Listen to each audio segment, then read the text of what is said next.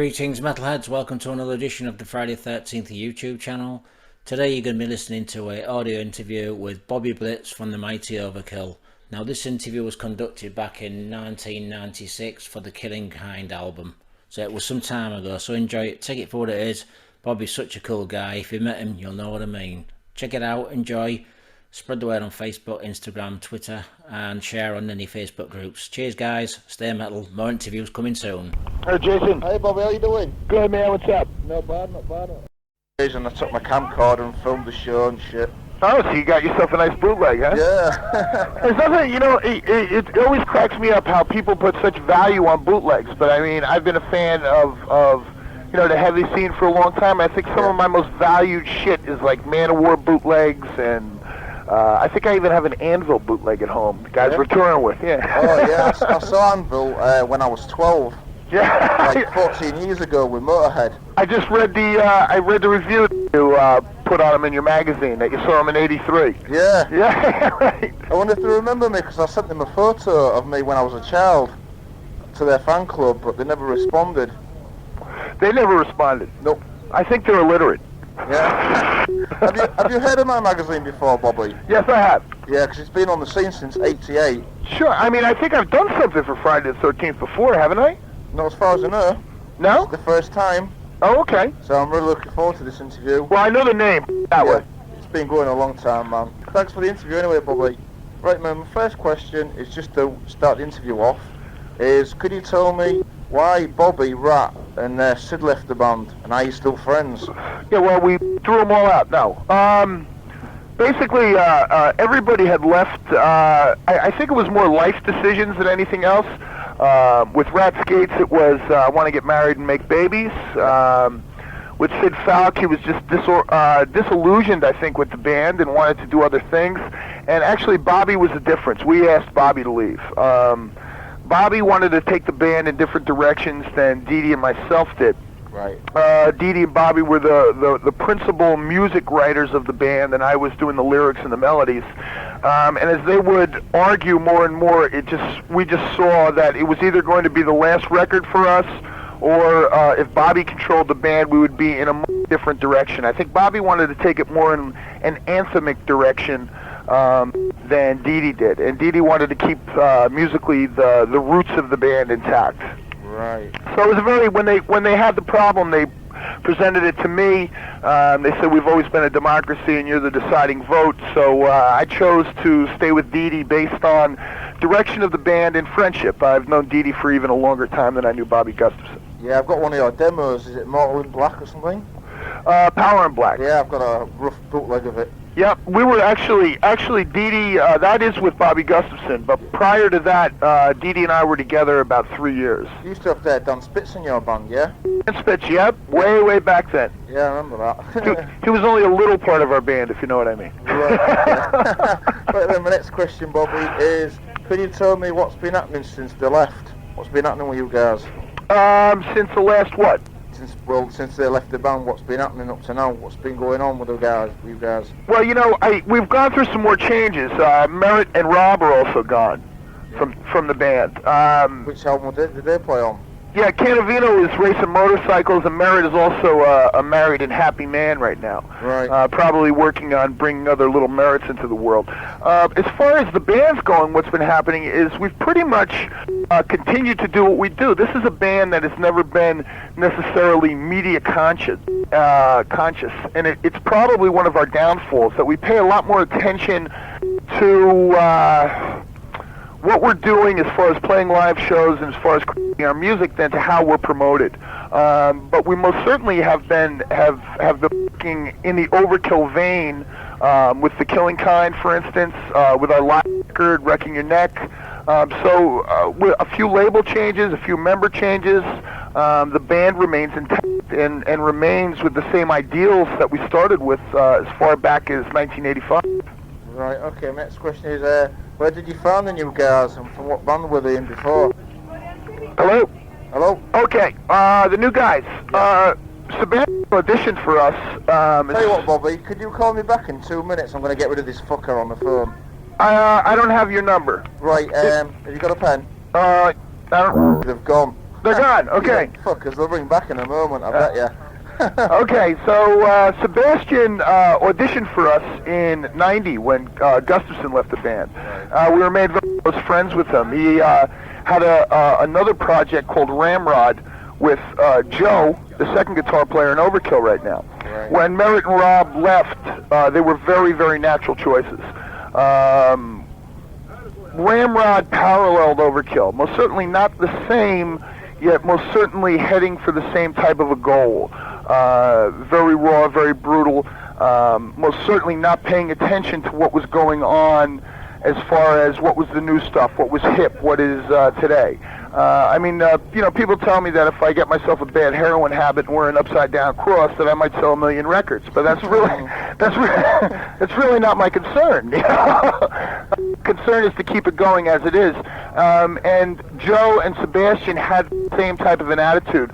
So these guys have played together for 15 years, and they walked into this band, and the way I the best testimony to them adding to the band is listening to The Killing Kind, because I feel that when I heard the mixed results back of that last project, most certainly brought the band at least to where it should be at this point in time. It's been a long time since we've been doing this, and you don't want to take steps backwards.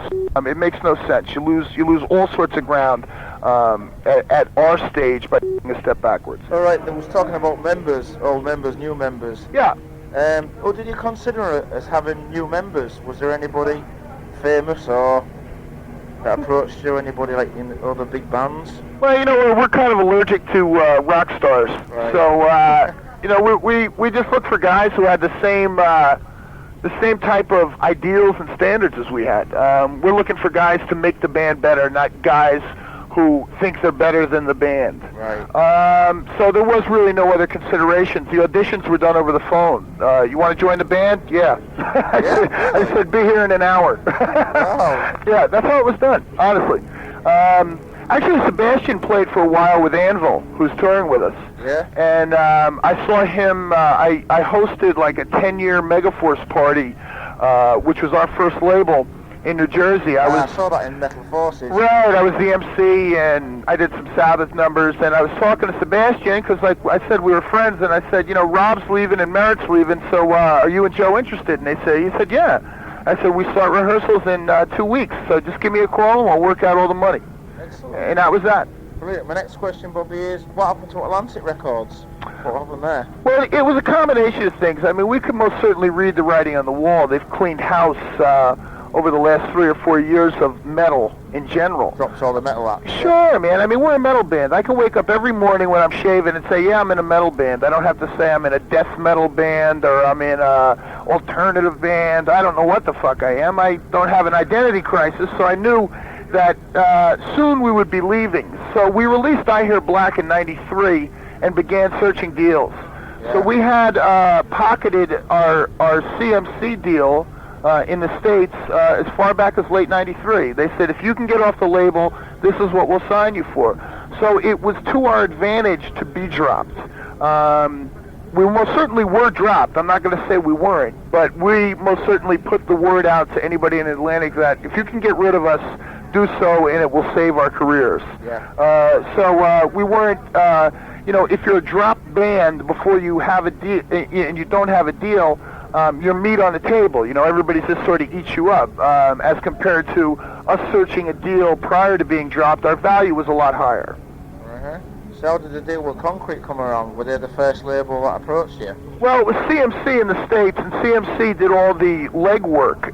So the Concrete thing was a licensing. Right. So it wasn't directly signed to them. As of right now, our contracts are retained by a German company called Robo, which is a music company but not a label. Right. And they license us to Concrete, Pony Canyon in Japan, and CMC in the States, which now has BMG distribution. Boy, a lot of letters there, huh?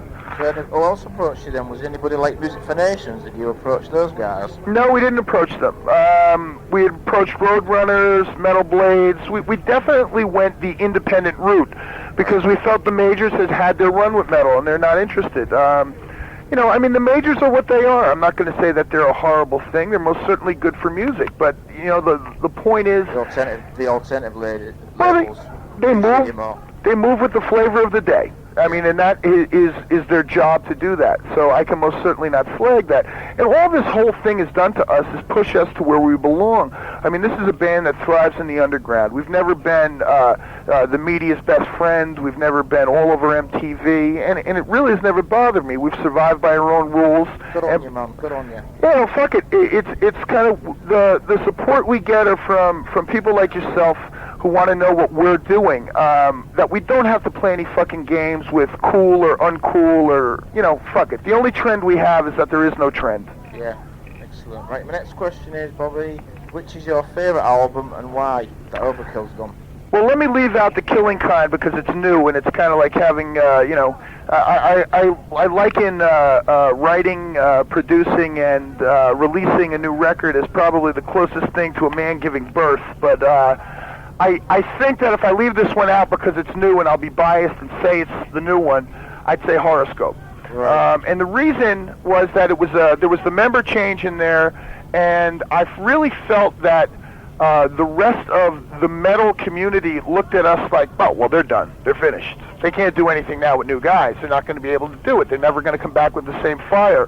I look at it as we work very well with our backs against the wall.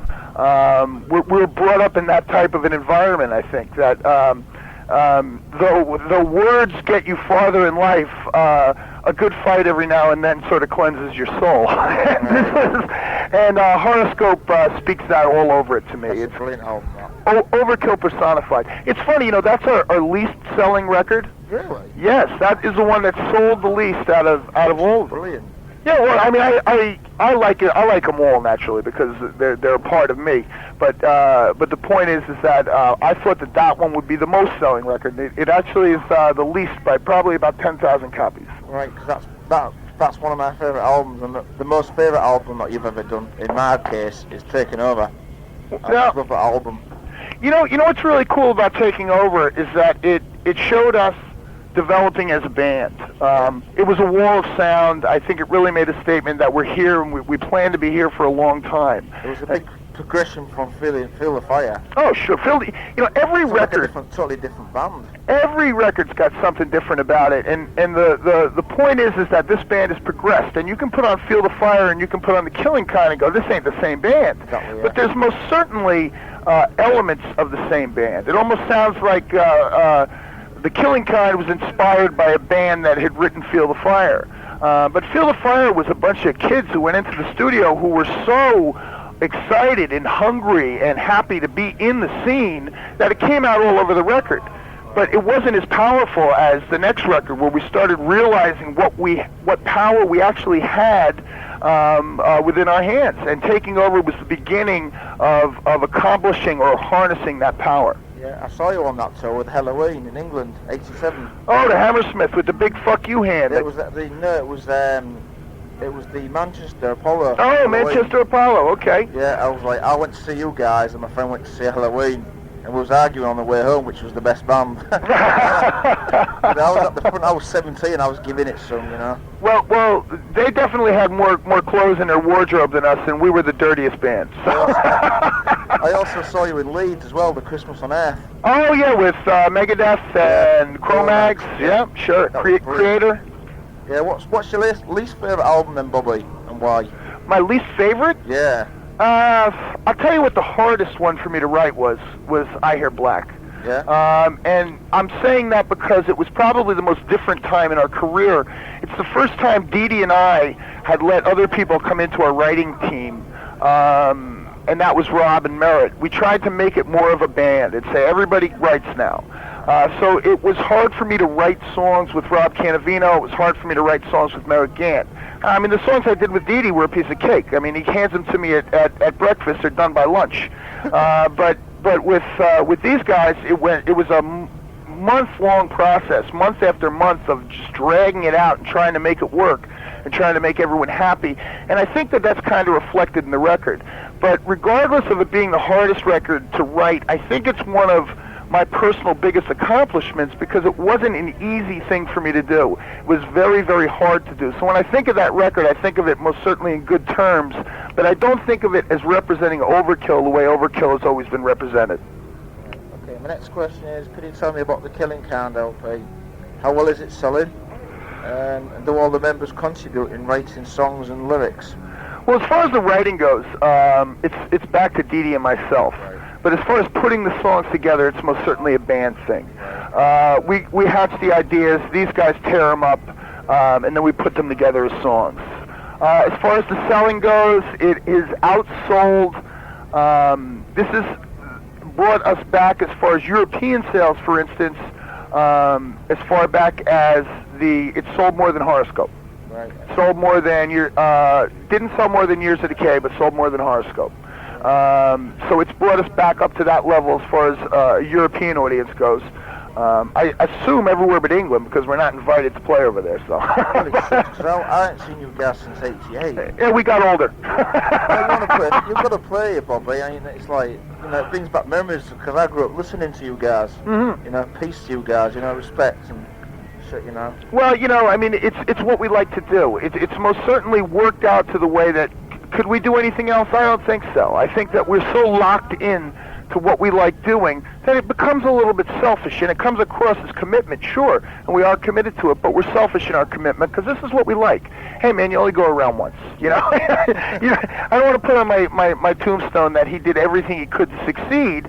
It's that he did what he wanted to, whether he succeeded or not. You know, that's really the way to do it. Great. Have you got time briefly to tell me about the tracks on this album?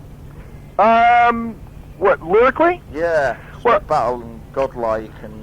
You know, it's funny. I went through this really intense sobering up period. So these lyrics, most certainly, I don't want to be the bandwagon. It's 1996. Everybody should be sober and playing. Alcohol just most certainly didn't work for me because it was starting to more so ruin my personal life than my professional life. It affect your voice as well. Well, I think so. You know what really happened? I sobered up and my voice got a little bit lower on the record. I found that all of a sudden I had this low end instead of just the high end. Right. But as far as lyrical content goes, Battle was, from a selfish perspective, had to do with what I was going through at the time. But in general perspective, which I also like to write, I like to leave it open-ended. So what does it mean to you as compared to, it's only this and this is what it should mean? It means that you can most certainly lose the battle without losing the whole war. That sometimes it is occasionally better to surrender to fight another day than to lose it all over something so stupid.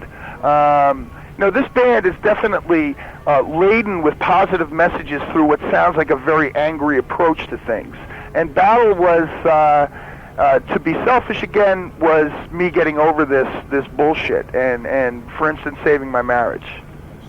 Right. So what's the music about on this LP? Basically, what your lyrics on this album? Is there a concept behind this album? No, there really isn't, except that lyrically I write from the heart, the soul, and the mind, to try to bring them all together and see what we come up with. And I always find out that whatever I come up with, it pisses me off. I consider myself lucky to be able to do this because I think a lot of, or the rest of humanity doesn't have the chance to vent it like I do. I can put it on paper, add it to a song, and then perform it 150 nights a year, which actually keeps me a pretty well-balanced person. Whereas you find in the U.S., if it's a postal worker, he takes out a machine gun and does does half of his route. You know? But in my case, it most certainly is anger, but translated almost into a therapeutic approach. Right. So what's your favourite songs on the album that you've wrote? Well, I most certainly like Battle. I think it is probably one of the classic Overkill personified openers. Dee Dee presented that music to me, and I went, this has got to be the first song on the record. He goes, I was thinking the same thing. I've always looked at Overkill as a great beginning and a great ending. We can always open really, really heavy. We have to keep your attention between the beginning and the end. Battle, The Cleansing, because I thought that was something very different for us. And vocally, I got to use some stuff I always wanted to do. I had done 3 vocal tracks they're playing on that simultaneously, and they're split left and right, and in the center there's a spoken voice. You really have to listen for it, but it gives it a really kind of a mysterious type effect. Yeah. And probably Pagan Stomp. Pagan Stomp had a groove in it I think that we had touched on as far back as Horoscope, with songs like Thanks for Nothing, with songs like Coma. but had really locked into the groove on that song. Right, excellent. Okay, one of my favourite songs that you've ever wrote was Power Surge. Yeah, well, it's still in the... You're going to miss this tour, it's still in the set. Right then, my next question, Bobby, is how do you see the band's music as a progression on this album from the previous ones? I most certainly don't look at us as a progression in the music world. I look at us as a progression as Overkill. I kind of look at us as our own little enigma, our own little unexplained entity. We never progress by leaps and bounds. All we ever try to do is expand the circle that we stand in so we have more room to breathe. Probably one of the things that we're very lucky about as far as our progression is that we have a history yet can still remain contemporary. So you hear the roots of Overkill in, for instance, The Killing Kind, but you still hear a contemporary or a 1996 version of this. So it really comes across with a past and a present as compared to a past, present, and future. So we're really concentrating on where we are now, but most certainly without losing where we came from. Okay, my next question, Bobby, is have you ever thought of doing any side projects?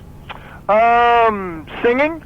Yeah, anything, like, or playing guitar, like swapping and playing guitar. Yeah, I'm writing a record right now for Dan Lorenzo of... that ringing name is a bell. Hades, Nonfiction. Oh man, I know that guy. I used to talk to him years ago. Yeah, he's... I said hi. Yeah, he's a cool guy. A good friend of mine. He said, look, he was working with one of the guys from Dog Eat Dog. Actually, he was working with Dan Nastasi. And he said, look, this isn't going to work out. Would you finish the record for me? And I said, yeah, sure. So I may do the vocals on it, I may not. This is the first side project I've done as far as me performing on it. In the past, though, I've produced demos for bands that I like. Yeah. Not really a money thing, more of, this would be cool to fill, a 2-week period with. I like the band. The last one I worked with was a band called Dirt Church out of New Jersey. Any good? Yeah, definitely. Kind of a real metal type of a feel with a progressive vocalist. Right, my next question is, who are your influences as a band, briefly, and do you like Judas Priest? Well, we just actually did for Priest tribute album, yeah. Yeah, Century Media, we did Tyrant on that. We most certainly came from that era, but I think we came from a marriage of that and, for instance, the Dead Boys of Cleveland and New York fame. We were kind of these Ramones, Dead Boys, Sex Pistols fans who really loved the way Priest, Motorhead, and Maiden and Saxon played. So it was kind of a marriage. It was attitude with a playing style. And you sprinkle that with Black Sabbath and you sort of have Overkill, kind of the bastard child of two genres. So what song did you besides doing Tyrant for the Priest, what other song did you consider doing for the tribute? What we had considered doing was Call for the Priest. Yeah. We were thinking about Hellbent for Leather, but we thought that was a little bit too commercial for us, known by everyone. The song I thought you might have played was Painkiller. I thought you might have done that one. I think somebody had that already. It was Angry. Yeah, we were asked after them, and they already had that in the list. There were songs we just couldn't choose because they were already taken. Right. But which would have also been a good choice. I also liked Electric Eye. Oh yeah. Screaming for Vengeance is my favourite album. Yeah, great fucking record, man. Yeah, too right. So, what are your vocal influences then, Bobby? Who do you have as influences as a singer? I don't know.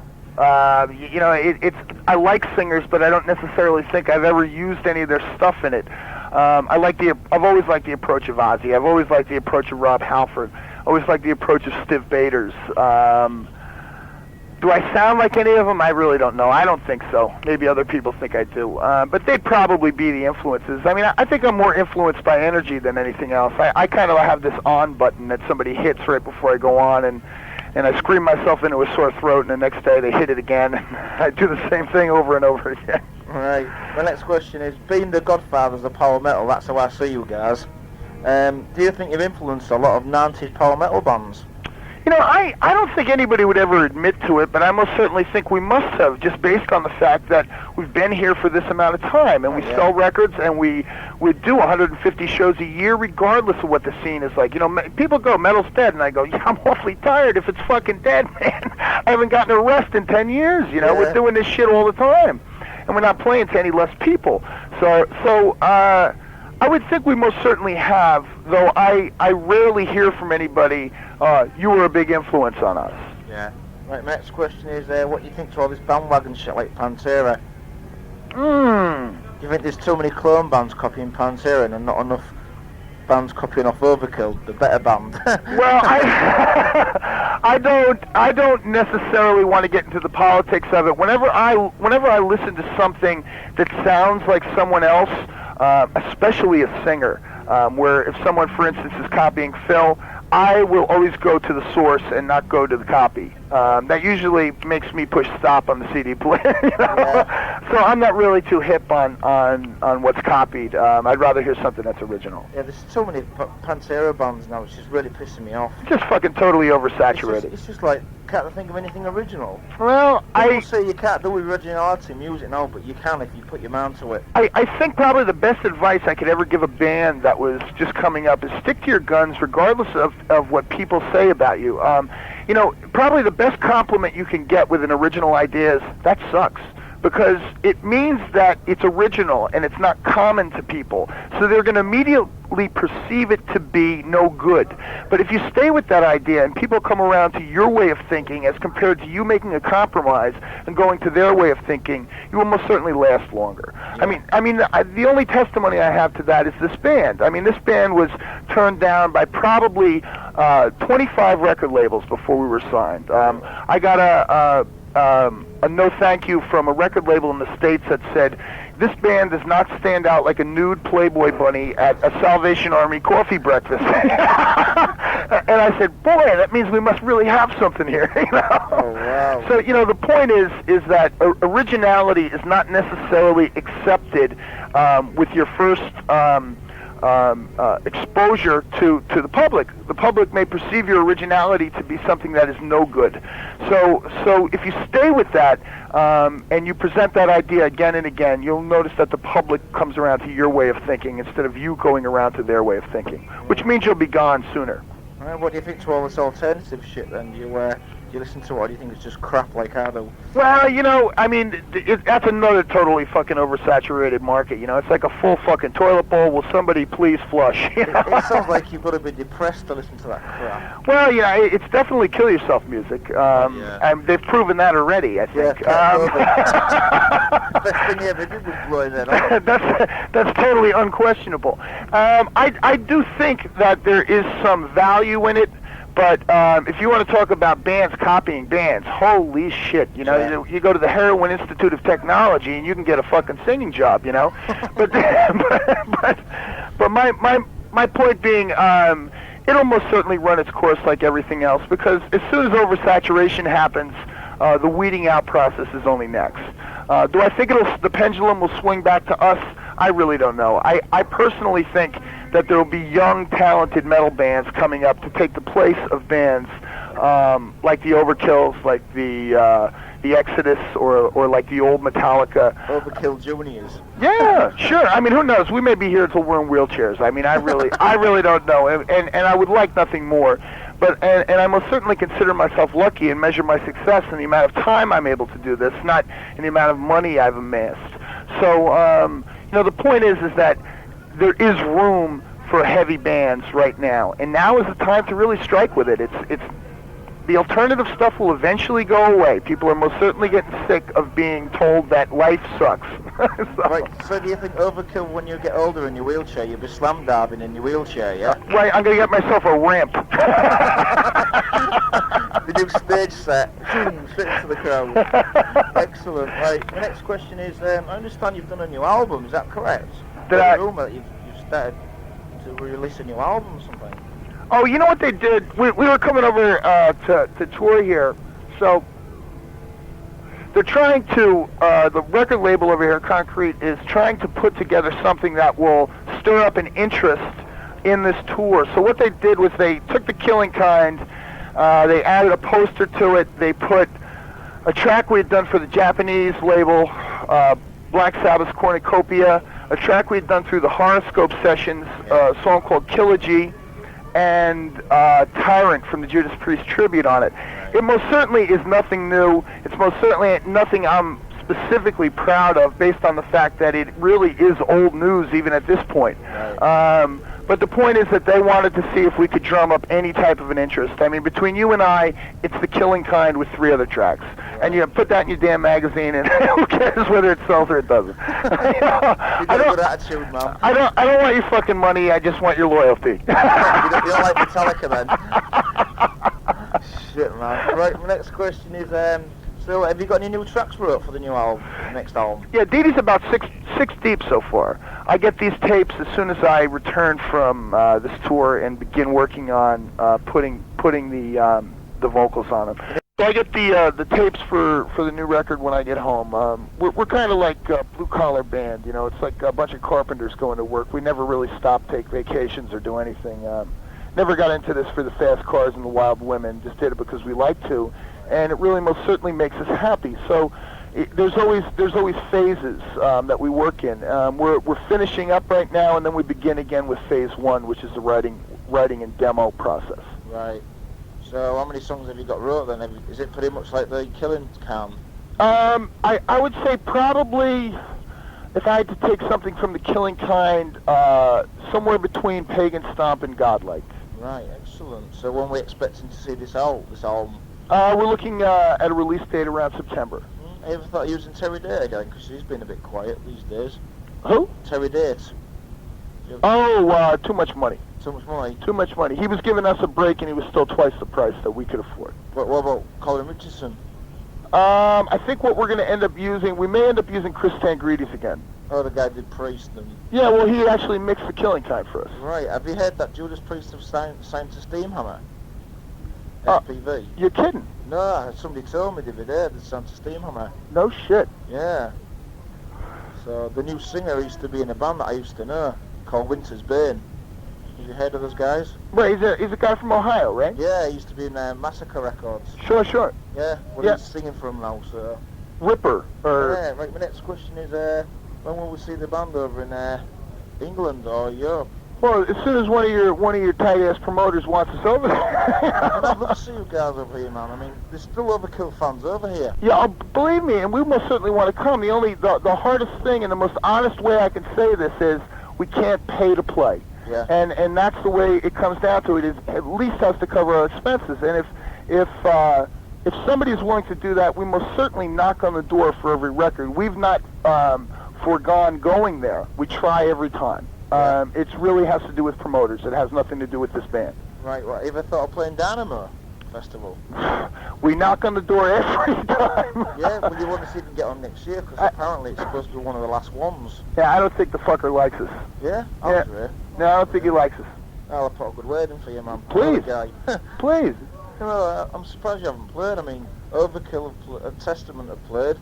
Bloody Lars Rocket have played. All those bands. Yeah, everybody, about everyone but us. Yeah, it's stupid. Yeah, well, what can you do? I mean, we're always willing to go. We're always willing to go anywhere to play. I think the problem is, I don't know what it is. This band has definitely hurt itself with things that we've said. But I mean, we speak what's on our mind, and it's just simple. You know, you don't go through life kissing ass because you wake up with shit in your mouth. So, you know, the point is that I have to live with myself, not live with people who put festivals together. Yeah. And maybe these are not necessarily the best career decisions, but from a personal level, I can most certainly walk around with my head held high, even though there's no money in my pocket. Wow. Right, my next question is, how's the Anvil tour going so far for you? So far so good, but this is only date 2 with them. Oh, right. Yeah, so I mean, I'd be better off telling you at the end of this. Right. I'll keep your phone number with me, actually. If you would. Right, have you anything to say to your fans? Oh, we're still here, we're still kicking, we're still the same people. Still sorry assholes, yeah? I think so. Hey, once I sobered up, my wife goes, God, you really are an asshole. Here, here's a bottle of whiskey. Yeah, all right then, Bobby. Great, man. Take care of yourself. Jason, nice talking to you, man. You too, man. Bye-bye. Bye now.